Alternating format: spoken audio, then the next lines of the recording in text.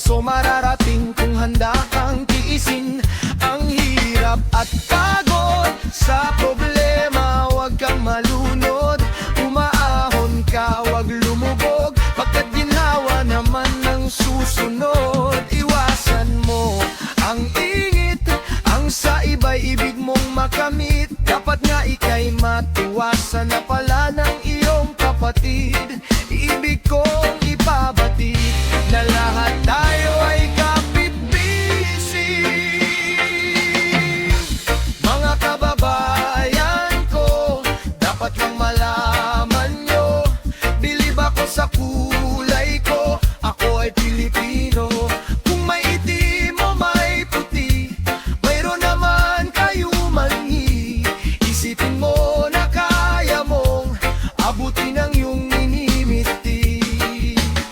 Respetuhin natin ang ating ina, ilaw siya ng tahanan, bigyan galang ang ama, at ang payo niya ang susundan. At sa magkakapatid kailangan ay magmahalan, dapat lang ay pag-usapan ng hindi nauunawan.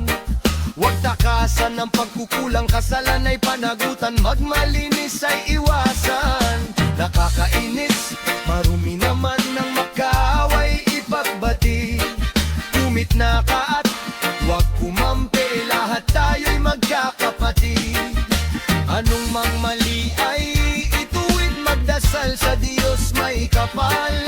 Maging banal at huwag hangal, itong tula ay alay ko sa bayan ko at sa buong mundo.